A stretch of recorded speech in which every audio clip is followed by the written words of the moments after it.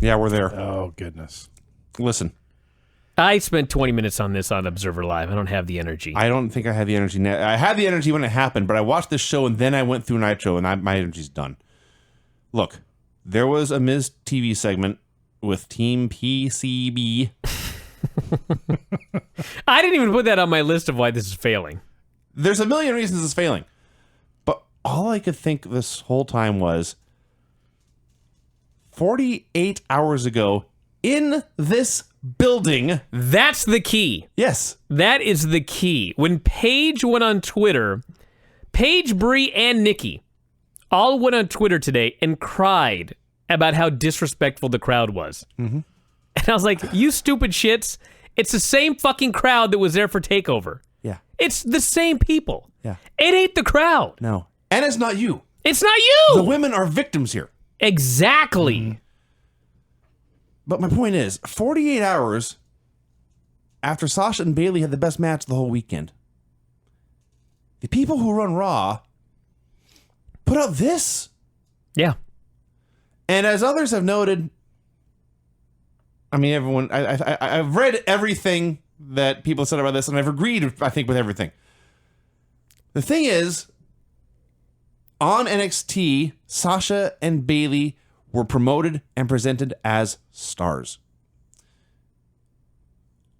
On Raw, if you want to call it promoting, the star is the Divas Revolution, and the individuals in the revolution are meaningless, interchangeable, and negligible. They don't matter. This whole thing it's not promoting. I can't use that word. It's just raw, unrestrained PR and marketing. It's 5 people in suits who have never watched wrestling in their life, probably never watched sports in their life, writing down catchphrases and telling them all, repeat these as often as you can. And then the actual product that is presented, when it's presented, is so vastly inferior to what these athletes are capable of doing. This is infuriating. This was where I was ready to shut the show off. And when I saw the headline, whatever Dave said, Raw ratings disappoint, I figured, yeah, everyone turned off for that fucking awful MizTV bullshit. I'm getting angry again. Well, go for it. Hey, listen, I don't watch any sports. Yeah. And every time they say, we're in the middle of a worldwide revolution of women in sports, I'm like, we are in 2015. There's never been a woman athlete before. You fuckers just figured out that women actually can do things in sports. Mm-hmm. You know where you don't hear anything about the women's revolution in sports? When you're watching women play sports. You don't watch UFC, Joe Rogan doesn't talk about, oh, look at all this, what the women are doing. He said, holy shit, Ronda Rousey killed that girl. My God. When you watch the Women's World Cup team, they talk about fucking soccer and how great the Women's World Cup team was. They don't talk about the era of the female athlete. This, like, I know everything in a WWE ring is entertainment, but when you watch this, it just comes off so fake. And I do use that word fake. It is fake. It is phony. It is not authentic. It's bullshit. Well, you're not wrong. I made a list.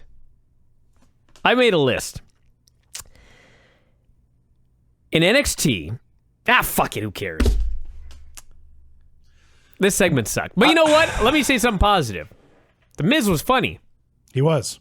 Miz, when The Miz is the only good thing about a segment, he got a pop. That tells you something right there.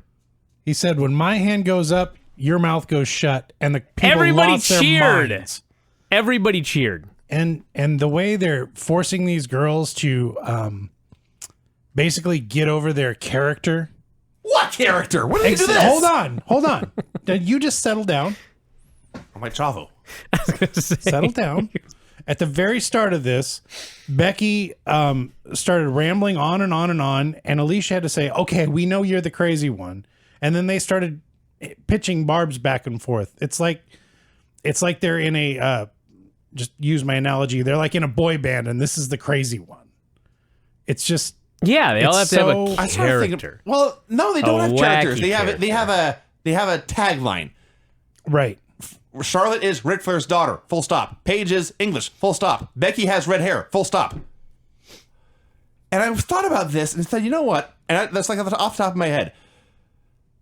We know what Becky had to get through growing up in Ireland just to train anywhere. Talked about this in NXT. She had to travel the world to train. Had an injury, almost quit, got taught into coming back. That's a great fucking story. Charlotte grew up the daughter of the best of all time. There's a tremendous burden on her, and she's delivering. That's a great fucking story. Well, okay, she was. I was going to say, let's not go crazy. She was delivering in NXT. That's a great fucking story. Paige grew up in a wrestling family. Father's a wrestler, mother's a wrestler, brother's a wrestler, and they've all been in England, and her brother wanted to come to the U.S. so badly he couldn't make it. She is living out the dream for her whole family. That's a great fucking story.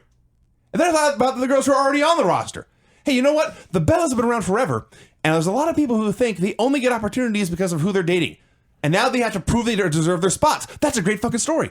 These are all great fucking stories. None of them are being used because the people making this TV show are so fucking stupid. I don't want to give them any more of my money. That's why I don't want to quit the network. I don't want to go to Raw. I'm not fucking going to Mania next year. Fuck Mania. Wow.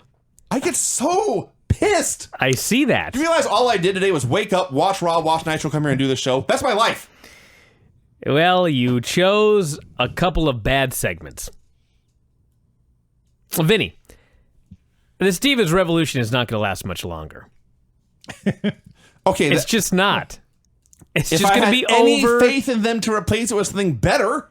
No, it'll just disappear. Yeah, but whatever they do next will be just as bad. It could be. I don't think anything could be as bad as what I saw in this Divas segment here. Well, tonight. that's probably true. So it got to the point. You could have replaced this with buffering and it would have been better. Yes. So after this horrible segment, they gave these girls almost 15 minutes to wrestle. Yeah. I do want to note, it got to the point where Nikki said, and I quote, "Wins and losses, who cares?" That was where I screened and fast forwarded. Yeah, that's... Now it turns out that was the last 30 seconds of the promo anyway, but that was where I thought that I hate the show. I hate everyone on it. I don't ever want to watch it again as long as I live. So they had a boring match. Let's be honest about this. This match was very boring. I don't blame the fans for losing interest because they were not, presented. I don't want to talk about it anymore. Let's just move on to Stardust. They had a long fucking match and it sucked, and somebody won. The crowd was out of their minds awesome, entertaining themselves the whole time. Yes. We are told how great the product is, but then we are shown a bad product. Yes. Team Bella won. Wade Barrett and Stardust were supposed to be tag team partners, but after the introduction